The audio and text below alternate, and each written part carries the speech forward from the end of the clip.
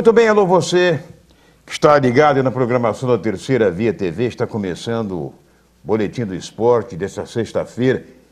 O último antes das folias, né, de Mombo, do Carnaval, muita gente pegando estrada aí nesse final de semana. E eu estou aqui com o Fernandinho Antônio, a gente falar um pouco, primeiro vamos falar sobre o futebol do Rio de Janeiro, mais precisamente o futebol da capital, né? Já estamos aí, já tivemos a segunda rodada concluída ontem, né, com o jogo Vasco e América, foi 3-1 para o Vasco lá no Giulite Coutinho, né? Outro jogo realizado mais cedo, né? Houve empate entre Resende e Volta Redonda, esse jogo foi na Ilha do Governador. Mas, meu caro Fernando, começou o campeonato daquela forma que a gente já esperava, né? Campos sem condição de receber público. Por exemplo, vetaram lá o campo do América, puseram até para fotografia com uma faixa de interditado. No dia seguinte, o Flamengo entrou lá com uma liminar, foram jogar no campo do América. E para completar agora, eu vejo que tem vários times disputando o campeonato sem o nada consta.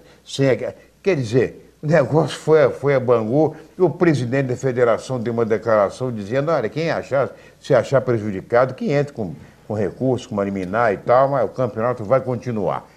E é diferente do Campeonato Paulista. Você vê que os times grandes de São Paulo estão enfrentando dificuldade diante dos times pequenos, reforçados. Empate, já houve empate do São Paulo, já houve empate agora do Palmeiras, que ontem lutou por empatar com o São Bento. Enfim, vários jogos o Santos empatou também. Quer dizer, os times pequenos de lá são bem melhores do que os pequenos daqui. Boa tarde a você, ao telespectador. Em primeiro lugar, há uma diferença com relação ao padrão que a Federação Paulista exige com relação às exigências da Federação do Rio de Janeiro. Em São Paulo, por exemplo, você tem que entregar todos os laudos com 30 dias de antecedência da competição. Então, a norma ela é respeitada pelos chamados grandes clubes e também pelos pequenos, de modo que você não encontra dificuldade com relação aos laudos das praças de esportes em que se disputa a primeira divisão do Campeonato Paulista. E acredito que isso também se estende às outras divisões. No Rio é diferente.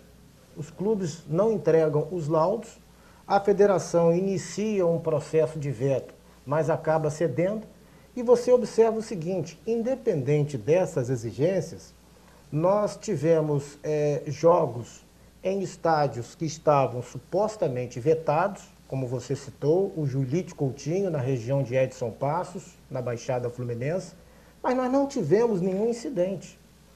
Ao contrário, quando há qualquer tipo de problema, acontece na parte externa e não na parte interna. Então, fora do estádio, os clubes não têm culpa. Quem tem que fazer o acompanhamento é a polícia. Agora, Fernando, eu ontem, inclusive, vi num site esportivo aí, que tem 6 times que disputam a Série A que ainda não tem as certidões. Não tem em mãos, inclusive o Botafogo. O que a gente lamenta profundamente. Mas eu entendo que muita coisa no Rio tem que ser revista pelo seguinte, o campeonato estadual, ele começou nesse ano de 2016, o campeonato estadual do Rio de Janeiro, com o menor índice de público.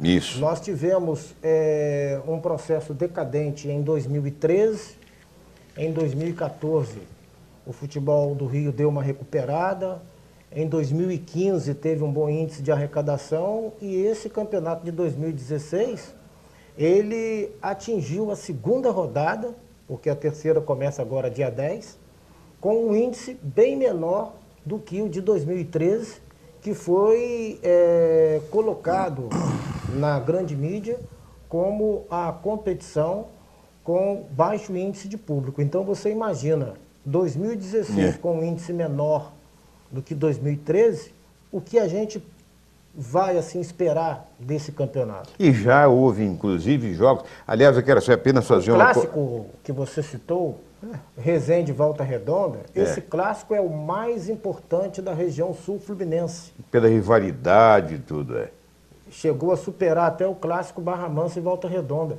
115 pessoas compareceram ao estádio da Ilha do Governador, porque o estádio dos trabalhadores em Resende Está interditado. está interditado. É. 115 pessoas. Eu quero só corrigir, porque ontem o Bangu, o outro jogo foi Bangu e Tigres. Bangu venceu por 2-0. Entendeu? Agora, o Tigres está mal, porque iniciou a rodada perdendo por 3-2 para a Portuguesa. E o Bom Sucesso também. O Bom Sucesso, Disse que veio. Até agora, mostra que é um time com pouca capacidade técnica. E já candidato ao rebaixamento. Pois né? é. A surpresa está sendo a equipe do Boa Vista, que empatou com o Flamengo na primeira rodada e goleou o Friburguense por 4-0. O Friburguense que vinha de vitória por 1-0 sobre a equipe do Macaé. Exatamente. E o outro detalhe também, o Fernando, é o time, esses dois times que subiram esse ano, o América, que vem de um empate e uma derrota, mas perdeu para o Vasco jogando bem, o jogo foi bom lá no Jurídico Coutinho. Mas, e a Portuguesa, né? E a Portuguesa. A Portuguesa, né, que venceu o jogo, o primeiro jogo, e perdeu para o Botafogo por 2-1, mas foi um jogo duro. A Portuguesa venceu o Tigres por 3-2. Por 3-2. E acabou perdendo para a equipe do Botafogo. 2-1. 2-1. A Portuguesa manteve a base do ano passado, inclusive o artilheiro Alain.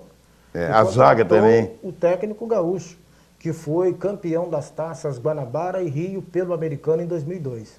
Exatamente. Gaúcho que chegou a dirigir o Vasco da Gama no início de 2015, final de 2014, sempre foi cria do Vasco, trabalhou durante muitos anos nas categorias de base, ele, o professor Jailson Guimarães, o Dimas de Souza, o doutor Darcy Peixoto, era o homem forte que comandava as divisões inferiores do Vasco da Gama e foi quem indicou o gaúcho na época de 2002 para o americano. Muito bem, daqui a pouco nós vamos voltar com o segundo bloco, falando ainda sobre futebol, do Rio de Janeiro, sobre coisas do futebol brasileiro. O Neymar ontem foi inocentado por um juiz lá de Santos, dessas acusações, ele, o pai dele e mais os dois, o ex-presidente, o atual presidente do Barcelona, né? Até a mãe do Neymar teve que prestar depoimento e tudo mais na justiça espanhola. Quer dizer, que houve, evidentemente, o pai dele criou 3 empresas, né, para ajeitar, para resolver a situação da transferência dele para o Barcelona.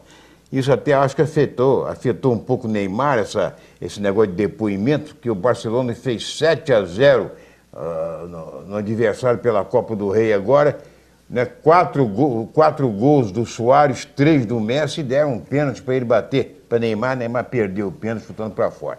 Isso faz parte. Mas daqui a pouco nós voltamos, o Ronaldinho Gaúcho visitou o Papa, estava lá, conversou com o Papa sobre um jogo que beneficente que vai ter e tal, o jogo da paz.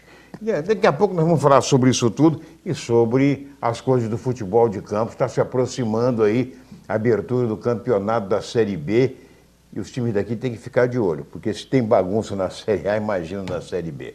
A gente volta daqui a pouco, Pai e Bola.